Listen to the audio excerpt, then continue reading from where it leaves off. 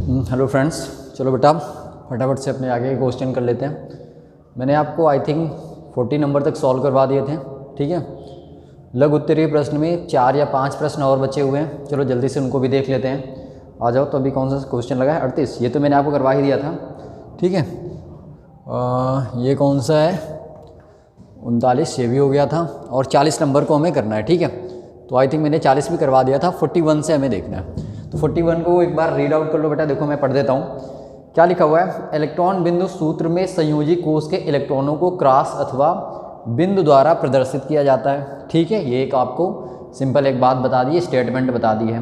करना क्या है, क्लोरीन का परमाणु क्रमांक 17 है, इसका इलेक्ट्रॉनिक विन्यास लिखिए, ठीक है। क्लोरीन का परमाणु क्रमांक कितना दिया गया है? 17 दिया गया है। क्या करना है, इसका इलेक्ट्रॉनिक विन्यास लिखना है। तो चलो देखो इलेक्ट्रॉनिक विन्यास कैसे लिखते हैं हम लोग।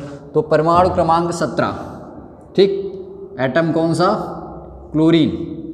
अब एटॉमिक कॉन्फ़िगरेशन कैसे लिखते हैं बेटा? परमाणु क्रमांक आपका ये 17 हो गया और इलेक्ट्रॉनिक कॉन्फ़िगरेशन लिखना होता है। मेरे को पता है कि हमें पहले सेल में 2 इलेक्ट्रॉन भरने हैं, फिर कितने भरने होते हैं? 8 भरने होते हैं, फिर 8 भरेंगे, फिर 18 एंड 32 ऐसा करके भरा जाता है। मैंने आपको समझाया था, ठीक है। तो यहाँ आप कितने इलेक्ट्रॉन भर दिए? 2। और फिर कितने भर दिए? 8। अभी बचे कितने हुए? 7। तो अगले सेल में हमारे मैक्सिमम कितने इलेक्ट्रॉन रह सकते हैं? 8। तो हमें भरने कितने हैं? 7। तो ये क्लोरीन का हो गया क्या बेटा? इलेक्ट्रॉनिक विन्यास, ठीक। फिर उसके बाद बी पार्ट में क्या करना है? क्लोरीन अणु का इलेक्ट्रॉन बिंदु सूत्र लिखिए। तो आपको देखो बेटा क्लोरीन अणु है। अब अणु क्या होता है बेटा? एक ही प्रकार के परमाणु जब मिलते हैं तो क्या बनता है? अणु बनता है, ठीक है। एक से ज़्यादा प्रकार के भी परमाणु मिलके अणु बनाते हैं। तो ये आपका क्लोरीन हो गया। दूसरा क्लोरीन मॉलिक्यूल ये रहा, ये दोनों आपस मिलके Cl2 ऐसा एक अणु बनाएंगे, ठीक है। अब इसका आपको क्या करना है? बिंदु सूत्र बनाना है। तो मैं क्या करता हूँ, दोनों के इलेक्ट्रॉनों को, चलो इसके इलेक्ट्रॉन को मैं ऐसे डॉट से दिखा देता हूँ। कितने इलेक्ट्रॉन होते हैं बाहरी सेल में? 7। तो कितने बाहरी सेल में बनाएंगे हम लोग? 7 इलेक्ट्रॉन को हम लोग ऐसे प्रदर्शित करेंगे। सेम काम इसमें भी है। ये लो 7 इलेक्ट्रॉन यहाँ पे हमने ये बना दिए। अब ऐसा क्यों बनाया? क्योंकि हमें बॉन्डिंग करनी है। तो ये जो इलेक्ट्रॉन है बेटा, इससे 1 इलेक्ट्रॉन ले लेगा तो इसके 8 पूरा हो जाएंगे। ये वाला जो क्लोरीन है, इससे 1 इलेक्ट्रॉन ले लेगा तो इसके 8 इलेक्ट्रॉन पूरे हो जाएंगे। तो इस तरह से क्या होगा? एक बॉन्ड बन जाएगा। और ये बॉन्ड कैसा बनेगा? ये बॉन्ड बनेगा सहसंयोजक बंध। कैसा बनेगा? सहसंयोजक बंध, ठीक है। अब सहसंयोजक बंध की खासियत क्या होती है? ये बंध कैसे बनता है बेटा? इलेक्ट्रॉनों की आपस में साझेदारी से बनता है, ठीक है। तो ये क्वेश्चन आपका हो गया। चलो नोट करना है तो कर लो जल्दी से। अगला क्वेश्चन मैं देखता हूँ। अगला क्वेश्चन चलो देखो भाई, 42। एक परमाणु को उसी के समान परमाणुओं के साथ बंध बनाने की क्षमता को श्रृंखलन कहते हैं, ठीक है। तो श्रृंखलन किसे कहते हैं? आप यहाँ से इस चीज़ को याद रख सकते हैं। देखो क्वेश्चन करते समय भी आपकी थ्योरी तैयार होती है, मैं ऐसे क्वेश्चन आपको सेट करता हूँ, ठीक है। तो श्रृंखलन या कैटिनेशन क्या होता है? तो कैटिनेशन क्या होता है बेटा? एक परमाणु की उसी तत्व के साथ या उसी परमाणु के समान अणुओं के साथ में बंध बनाने की जो क्षमता होती है उसको क्या बोलते हैं? श्रृंखलन बोलते हैं, ठीक है। तो यहाँ पे आप देखो करना क्या है, यह कार्बन तथा सिलिकॉन दोनों के द्वारा प्रदर्शित किया जाता है। तो कार्बन क्या होता है? ये। सिलिकॉन क्या होता है? ये। इन दोनों के द्वारा क्या होता है? श्रृंखलन का गुण प्रदर्शित होता है। तत्वों की श्रृंखलन प्रवृत्ति की क्षमता की तुलना कीजिए तथा अंतर का कारण दीजिए, ठीक है। तो इन दोनों तत्वों की आपको श्रृंखलन क्षमता की तुलना करना है। देखो मैंने आपको बताया था कि जो कार्बन की श्रृंखलन पावर होती है, श्रृंखलन क्षमता होती है, वो बहुत ज़्यादा होती है। इसका रीज़न क्या है? तो आप इसको थ्योरी फॉर्म में भी लिख सकते हैं। देखो बेटा, कार्बन की जो श्रृंखलन क्षमता होती है वो क्या होती है? सिलिकॉन से अधिक होती है, अधिक होती है। अब ऐसा क्यों होता है? क्योंकि कार्बन का जो आकार होता है बेटा वो क्या होता है? छोटा, ठीक है। और जब ये बॉन्ड बनाता है दूसरे परमाणु के साथ या अपने ही कार्बन के साथ, ये मैं हाइड्रोजन के साथ किसी भी के साथ परमाणु के साथ ये बॉन्डिंग करेगा तो इसका बॉन्ड लेंथ क्या होगा? वो कम होगा। बॉन्ड क्या होगा? बंध क्या होगा? छोटा होगा। अब छोटा बंध होने की वजह से ये क्या होता है? इसकी स्ट्रेंथ बढ़ जाती है। ये क्या बन जाता है? एक मजबूत बंध बन जाता है। अब जबकि सिलिकॉन में क्या होता है? ये जो आपका सिलिकॉन होता है ये भी कार्बन के ही फैमिली का तत्व होता है, लेकिन इसका साइज क्या होता है बेटा? कार्बन की अपेक्षा बड़ा होता है, ठीक है। तो जब ये बॉन्ड बनाता है तो इसमें बांड ऊर्जा जो बॉन्ड लेंथ होती है, जो बंध की लंबाई होती है, वो कार्बन और कार्बन या कार्बन के साथ अदर परमाणु की अपेक्षा में क्या होती है, ज़्यादा होती है। अब आपको पता है कि कोई बड़ा बंध है तो उसको तोड़ना क्या है, आसान है, ठीक है। इसलिए ये ज़्यादा, अब इनके बीच में जो बॉन्ड होती है वो बेसिकली ज़्यादा प्रबल नहीं होती, ज़्यादा स्ट्रॉन्ग बॉन्ड नहीं होता यहाँ पे, ठीक है। तो यहाँ पे आप थ्योरी इसकी लिख लीजिए, अधिक होती है क्योंकि कार्बन जो परमाणु है, कार्बन परमाणु का आकार छोटा होता है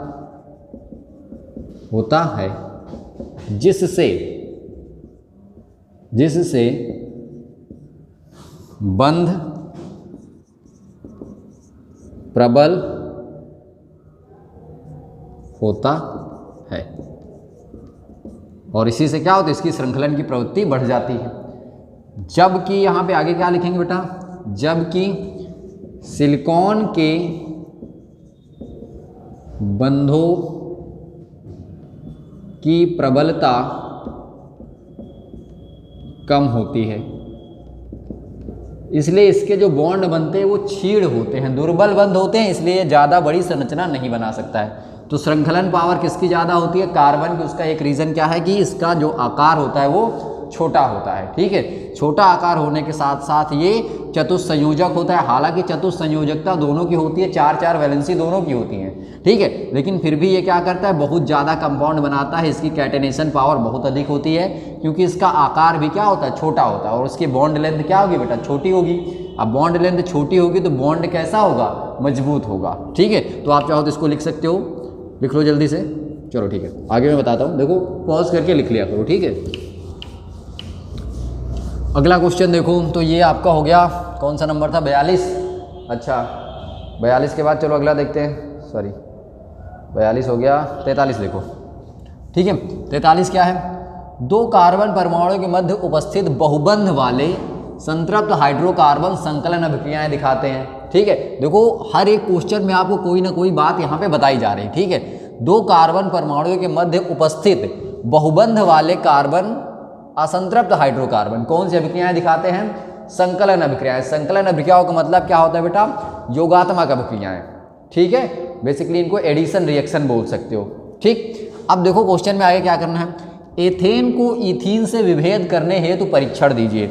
अब देखो एथेन क्या होता है, एथेन होता है एक संतृप्त हाइड्रोकार्बन, इथीन क्या होता है, इथीन होता है असंतृप्त हाइड्रोकार्बन।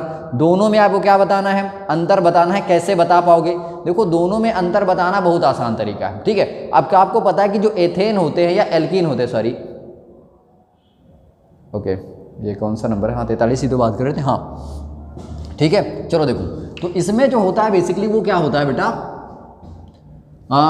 एथीन और एथेन में क्या लिखना है आपको, विभेद करना है, ठीक है। तो एथेन को और इथीन को आप दोनों को जला के देख लो, जलाने से आपको जल्दी पता लग जाएगा। और भी अभिक्रियाएं होती हैं, आप अभिक्रियाओं में तो नहीं पता कर सकते, लेकिन नॉर्मली अगर आपको जल्दी पता करना तो दोनों को बर्न करवा के देख लो। अब एथेन क्या है, संतृप्त हाइड्रोकार्बन है, दिस इज योर संतृप्त हाइड्रोकार्बन, ठीक। इथीन कैसा है, इथीन होगा असंतृप्त हाइड्रोकार्बन, ये क्या है, असंतृप्त हाइड्रोकार्बन। इतनी बातें समझ में आती हैं। अब जो संतृप्त हाइड्रोकार्बन होते हैं, जब इनको जलाया जाता है, ठीक है, तो मैं यहाँ पे लिख देता हूँ जलाने पर, तो संतृप्त हाइड्रोकार्बन होते हैं ये स्वच्छ ज्वाला के साथ जलते हैं, स्वच्छ ज्वाला के साथ जलते हैं, ठीक है, पहला पॉइंट। लेकिन जब असंतृप्त हाइड्रोकार्बन को आप जलाओगे, जलाने पर ये क्या होते हैं, ये धुएं के साथ में जलते हैं, धुएं, और साथ साथ यहाँ पे पीली रोशनी निकलती है, धुएं और पीली ज्वाला के साथ, पीली ज्वाला के साथ जलते हैं, ठीक है। तो इस तरह से आप दोनों में अंतर बता सकते हो, ठीक है। नोट करना चाहो तो नोट कर लो जल्दी से।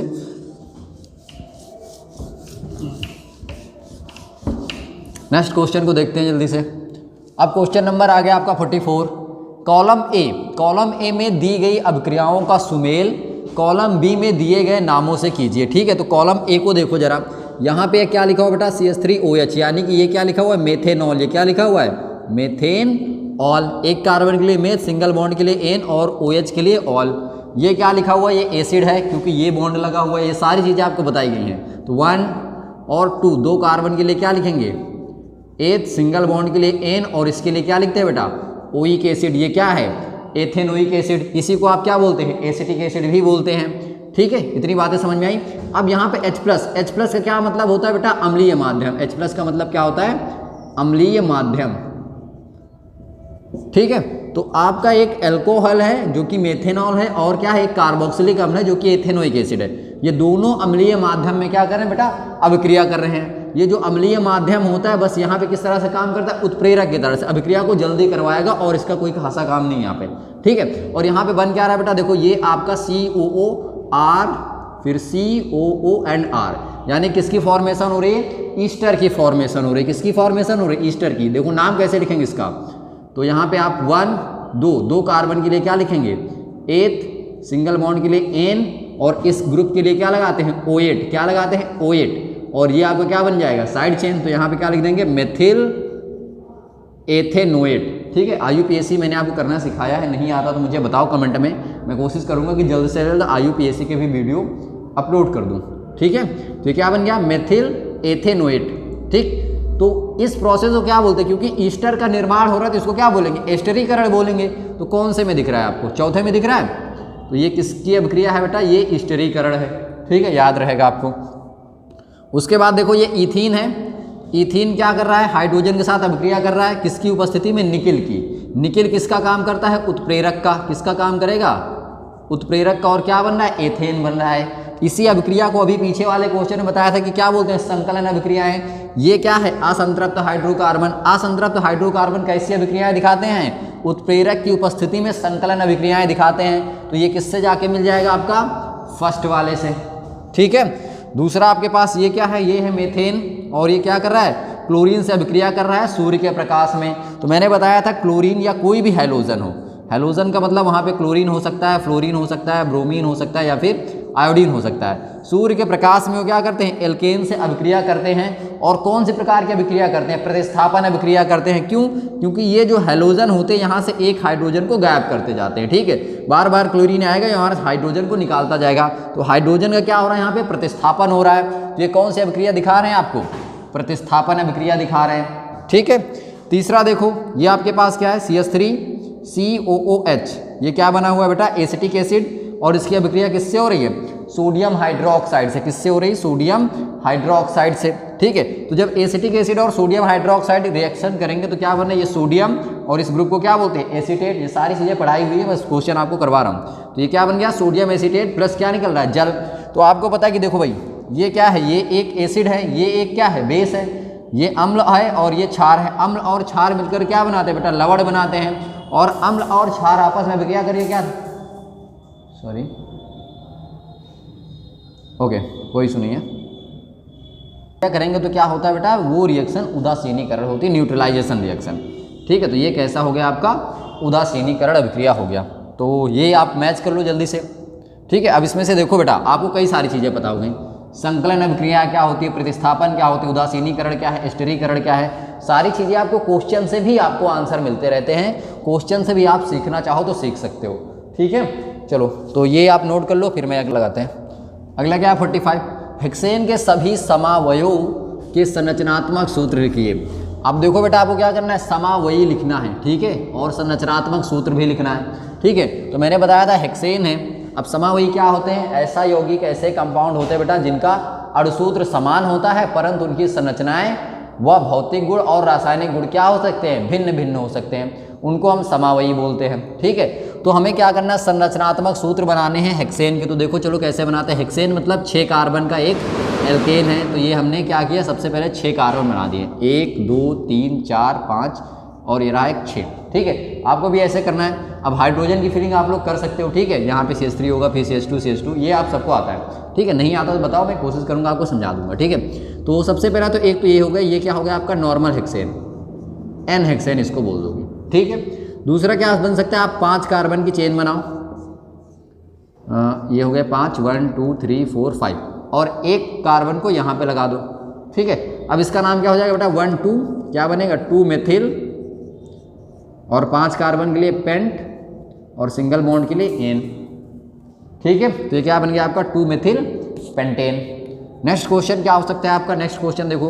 अब इस बार क्या करो बेटा, इसको उठा के यहाँ पे लगा दो, तो 1 कार्बन, 2 कार्बन, 3 कार्बन, 4 कार्बन और 5 कार्बन। इस बार हमने 6वां कार्बन यहाँ पे लगा दिया। तो अब ये क्या बन जाएगा, ये बन जाएगा आपका 1 2 3, क्या बन जाएगा ये 3 मेथिल, और फाइनली क्या बनेगा पेंटेन, ठीक है। देखो 3 तो हो गए। अब अगली संरचना कैसे बनेगी, अब आप क्या करो 4 कार्बन कर दो, तो 1 2 3 4। अब एक आप यहाँ पे लगा दो और एक यहाँ पे लगा दो, ठीक है। तो इस बार क्या बनेगा बेटा 2 3, फिर डाई मेथिल, और क्या बन जाएगा ये ब्यूटेन बन जाएगा। एक ये संरचना पॉसिबल है। दूसरा क्या करो बेटा, इन दोनों को उठा के एक ही ऊपर लगा दो, तो कार्बन, ये कार्बन, ये कार्बन, ये कार्बन, 4 कार्बन हो गए। मैं क्या करता हूँ इस बार 2 CH3 ऐसे बना देता हूँ, ठीक। तो अब यहाँ पे क्या हो जाएगा बेटा 2 2, क्या बनेगा 2 2, फिर डाई मेथिल एंड 4 कार्बन के लिए but, and finally single bond के लिए क्या लिखेंगे एन। तो 2 2 डाई मेथिल ब्यूटेन। तो ऑलमोस्ट इतने बन जाएंगे, ठीक है। तो कितने हो गए 1 2, ये रहा आपका 3, फिर 4, और ये आपका रहा 5। तो 5 संरचनाएं बन सकती हैं, ठीक है। और तो मुझे कोई पॉसिबल नहीं लगती, फिर भी आप चेक कर सकते हो अगर कोई और बन रही है तो, ठीक है। हाइड्रोजन वगैरह यहाँ पे फिल कर लेना बेटा, यहाँ पे CH3 होगा, फिर यहाँ पे CH2, फिर CH2 CH2। ऐसा क्यों होता है, सबको पता है ना कि कार्बन की वैलेंसी 4 होती है, ठीक है। तो उसको 4 बॉन्ड बनाने हैं, तो इस तरह से वो क्या करेगा, बाकी की जो वैलेंसी बचती है वो हाइड्रोजन से फिल कर लेगा। देखो यहाँ पे जैसे देख लो अच्छा एक बार, यहाँ पे एक कार्बन है, इसका एक बॉन्ड बना है, 3 बनाने, तो यहाँ पे 3 CH3 हो गया। यहाँ पे इस कार्बन को देखो 1 और 2 बॉन्ड बनाने हैं, 4 बॉन्ड बनाएगा तो 2 हाइड्रोजन इसको दे दिए। सब में ऐसे ही करना है आपको, हाइड्रोजन की वैलेंसी को फिल कर लेना है। तो ये क्वेश्चन नंबर आपका 45 हो गया। 45 के बाद देखो क्वेश्चन नंबर 46 में क्या करना है आपको।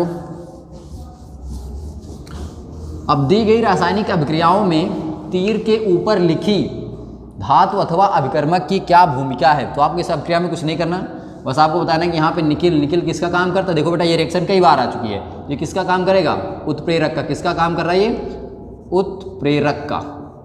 समझ में आया। यहाँ पे ये आपका क्या हो गया एसिटिक एसिड, ये आपका क्या है एथेनॉल, और यहाँ पे क्या बन रहा है बेटा ईस्टर बन रहा है। अब ईस्टर मैंने बताया था कि अम्लीय माध्यम होता है, और अम्लीय माध्यम क्या करता है, सिर्फ और सिर्फ उत्प्रेरक का काम करता है, ठीक है। तो यहाँ पे H2SO4 किसका काम करेगा, उत्प्रेरक का, ठीक। नेक्स्ट अभिक्रिया देखो, ये आपके पास क्या है अल्कोहल है, और अल्कोहल किस में परिवर्तित हो रहा है, अल्कोहल परिवर्तित हो रहा है आपका एसिटिक एसिड में। मतलब इसका क्या हो रहा है, ऑक्सीकरण हो रहा है। ऑक्सीकरण कौन कर रहा है, यहाँ पे KMnO4। तो जो ऑक्सीकरण करता है उसको क्या बोलते हैं, ऑक्सीकारक। तो ये क्या है आपका ऑक्सीकारक, ठीक। तो 46 हो गया। 46 के बाद 47, ठीक है। तो एक काम करते हैं आज के लिए भी 46 तक रखते हैं, क्योंकि यहाँ से जो आपके क्वेश्चन आगे शुरू हुए हैं वो आपके दीर्घ उत्तरीय प्रश्न हैं, ठीक है। तो अभी तक आप 46 नंबर तक कंक्लूड कर लो पूरा, और फिर इसके बाद हम 46, 47 और बाकी जो बचे हैं 5-6 सवाल ऑलमोस्ट 57 तक हैं, ठीक है।